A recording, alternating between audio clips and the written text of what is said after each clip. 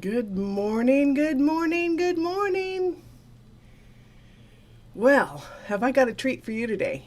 If you do any shipping, and I've done a whole lot of shipping over my time here at Art Print Express, and I'm going to show you a short film that I made yesterday with the help of Jennifer to get free shipping materials. Good morning, Sage. This is going to be a treat for you because I just yesterday afternoon I boxed up your pieces getting ready to go out. And so you're getting featured today somewhat. Anyway, so I'm going to show you the secret, a secret about getting free shipping materials, which you can get from USPS.com, the Postal Service, Post Office. And you can just order them and they're free. They'll be delivered right to your house. And how to use them for pieces. I've always been frustrated with the size of the boxes that are available. So I figured out a solution for that. Hi, Lizette. And hi, Beatrice. All right, I got some people on today. That's awesome. So I'm going to show you this short video, and hopefully all the sound and everything comes through. And I'll be here to answer any questions, and then I'll follow up with a couple things that I missed, a couple points that I missed at the end. So here we go. Oh, Jennifer's making me laugh. Okay. Yes. Okay.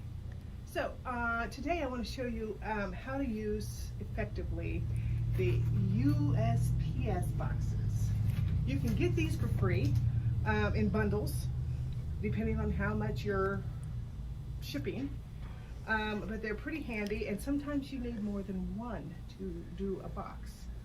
This one here is a game box, and it's called a large flat rate box, and it's priority mail, so you can also do your postage online.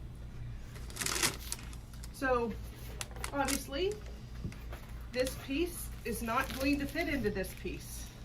There, see, because the box is actually flat. And if I make it square, it's big enough this way, but too short. So what I did is I took two boxes. Oops, might as well do this. Took this box, like a box like this, and cut it in half. So I've got 4 pieces from 2 boxes. And then it's like this. And then I just made them into corners like that. So before that though, there's another problem. I've got a second piece that goes with this, and it's smaller. So if I just stick them in the box, they're gonna roll around even if I wrap them in bubble wrap. So how do I fix that? We'll take another piece of the box from another box. So I'm using 3 boxes. And I set this guy in the center. And then I mark on both sides.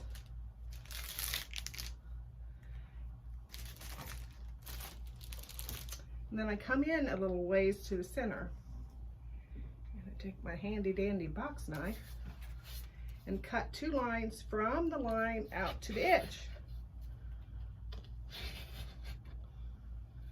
A little further than the line, I'm sorry. Because we're going to wrap this around and we want it to have a little bit of give. So I'm just doing it from the inside, so we're going to have this piece right here. And there's no science to that. It's just what we're doing is we're going to take that and a little further, just to the line again. Do they need to be directly across from each other? Nope, they don't. They need to at least be a tape width across from each other. I've got Jennifer here helping me. So that's what I'm going to do. Now when I put this in the box, these 4 corners are going to keep them from moving. That's genius. Okay. So I have to take this one. Good. Yes, I'm not very organized. All right, so I'm gonna tape. And my tape, I hate to tape. Okay. So where we had that,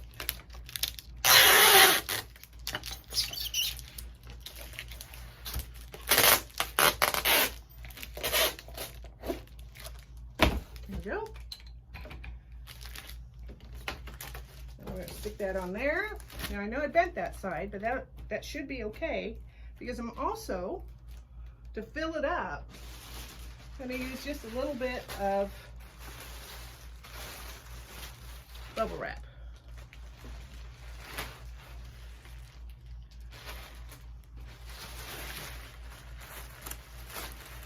That protects everything a little bit.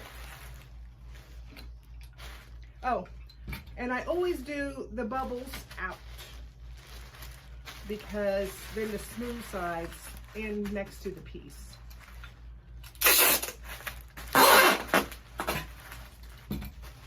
And because we have a four-sided box that we're going to tape together, it really doesn't matter as long as you don't get bigger than the half-side box.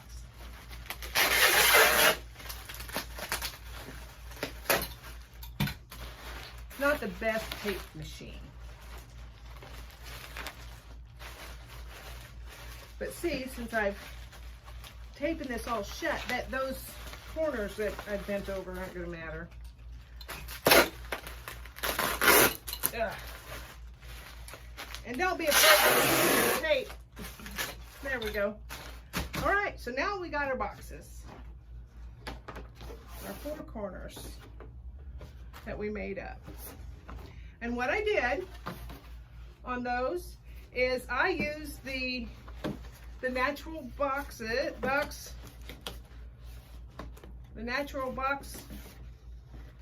bends. Now I didn't bend this one out here. That would have been the fourth side. Inside, you just want to bend it in. Oh, there's the tape. So you want to use that as your natural closer.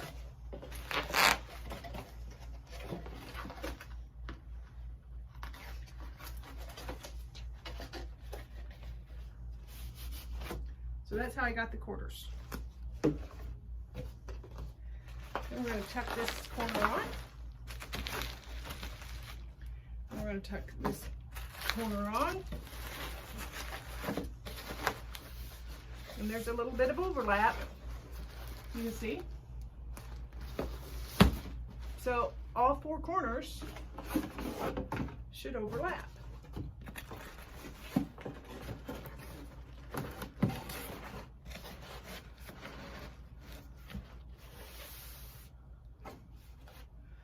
The trick to proper shipping is not to let things be loose. You want it to be as small as possible so that postage isn't crazy. And I'm just pushing this in so that it's nice and tight. And then I'm going to tape it shut.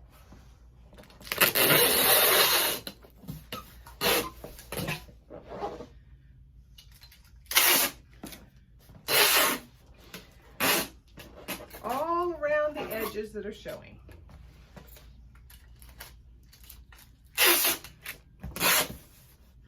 Everywhere else.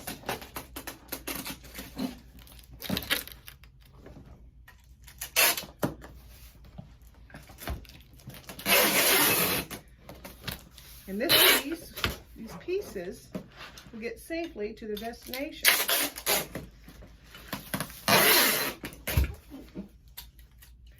A whole lot of taping on this. But it beats searching for a box that's just the right size. And USPS has lots of different sizes of boxes. This game box happens to work great for a little larger pieces. And my tape bent over on itself. Okay, shoot.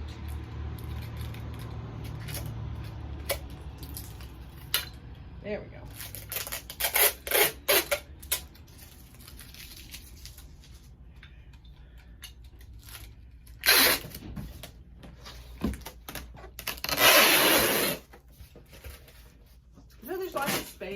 places to tape this. It's basically 8 of them. There we go. Look around. See, this isn't going anywhere. And if it drops, the corners are okay. And it's pretty solid in the center. That's ready to be shipped. All I have to do is weigh it now and put it in the machine. That's it. Quick and easy. So there you go. There's that video on how to box things up. Couple of things. When you do that kind of a boxing, you have to you have to always send it priority. If it's got priority on the box, you have to send it priority.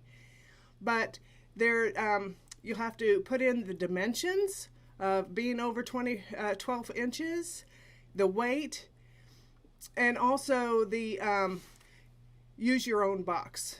There won't be, you can't use the game box, or some of the boxes that they have available don't even have a category to pick from in the menu. So you use the pick your own box.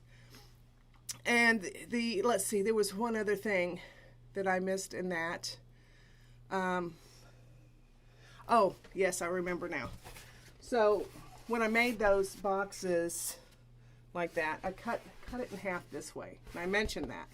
But I also cut off one edge, just a little bit, or you can just cut the edge in order to make those quarter boxes. Those are the two things I think that I missed. So that is how you do boxing. Now, of course, see, this here is, it says that it is 23. Okay, 23 by 11.75. So that's going to limit how big of a piece that you can make. So that if you would have slight overlap, you could do a 40 by 20 and be okay. But when you have something bigger, you're going to have to maybe find a different box. However, you can download, or you can cut down boxes to get that so that it's all one size, not one size, so that it's all, shakeable and it's not moving anywhere. So yeah, so a larger piece, then the thing is, those larger pieces are also not, USPS.com doesn't actually send those very well. They're really expensive to do it that way. You couldn't use a priority box. They have their size limits, and all that information is on the website. I'm trying to remember. I think it's 109 inches or 108 inches when you do the length times the circumference on the short end. An example would be a tube. So a tube would be 3 by 3 and 24 inches. So you would measure 24 inches then around the 3-inch end. That's give you a simple example of how you would measure that. And that would be boxes as well. So you'd have to go through some place like UPS. But boxing your own things, even with a standard box, and you can also make your own boxes very similarly the way I just made those with the pre-made boxes. So yes, you can actually, you could cut all your you can cut all the boxes down, and even just regular boxes. You can go get a U-Haul box and lay your piece down and measure out to cut around it, leaving enough room for your bubble wrap, your wrapping. I absolutely don't like peanuts. I think that is creating hell on your customer who receives your piece. I've done enough of that in galleries. Artists shipping stuff from UPS, and then they have, they just have a big old container that they put those peanuts in. Yeah, the peanuts do mold around everything, but trying to clean up after peanuts is insane. So I never recommend doing peanuts. So ever. Do your gallery a favor if you're shipping it to a gallery. Do your customer a favor. Don't mess up their living space with a bunch of peanuts. So that is where let's see. I've got Beatrice and Lizette still on here. I don't know if Sage is still on here. But thanks for the comments. Yes, it is nice to know you can cut your boxes down. I think the only ones you can't do are the ones that are ship. You pay for the postage on the box. So you pay for the box, it's fit and ship.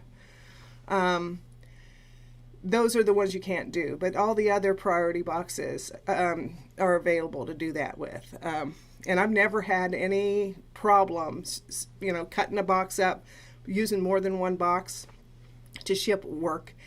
And I've always had really good luck of shipping stuff. The other item I might mention is if you do glass, tape the glass with some blue tape. Put a piece of cardboard that fits the glass inside the frame, and then hopefully and then cover your whole frame and everything, and make sure that it's nice and tight, so that glass doesn't break from being shook or being jolted as it goes along. You want to protect everything. Usually when I ship items, I very, very rarely send anything with glass. I use plexiglass to ship. Everything comes out of here that's originally framed from me is definitely got plexiglass on it. Just saves everything. It saves a headache. The plexiglass is way more durable, and it's just as pretty as regular glass on there. And it does have some UV compared to regular glass. And UV protection is what I mean. And so those are the things about shipping that is vital to understand and know on the back end of this. I actually use a Postal Scale. They're about $35. If you're doing a lot of shipping, it's definitely worth your time and money to buy a shipping scale. And I'll just really quick get mine to show you.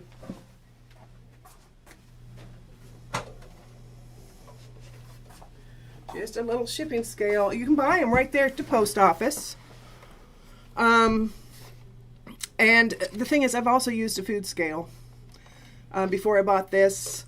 And this has some features I just don't use. You can plug it into your computer, and then it'll populate, I think, with the software, but I just don't bother doing that. I just type everything in manually. It's just faster. And I just didn't really, honestly, I just didn't want to figure it out. And so yeah, and you can also order them. When you order your boxes, you can also order the Postal Scale. And so, it's in their best interest for you to have access to that pretty inexpensively. And also, I've looked into those special shipping places where, like stamps.com and some of those other things. And I don't, even at my peak, I don't do enough shipping to make that pay off, because they usually want a subscription.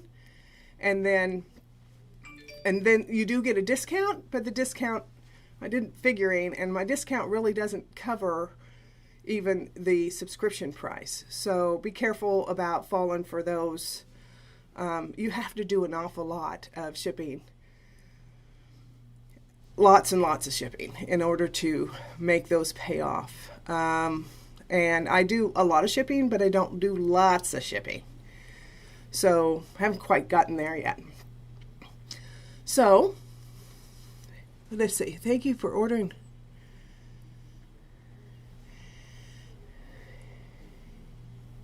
When you have it all packaged and ready to go, then that's when you weigh it and you measure it after everything's done. And the thing is, there's like tiers in there. So if you're an ounce or two off, I always just roll up to the next ounce.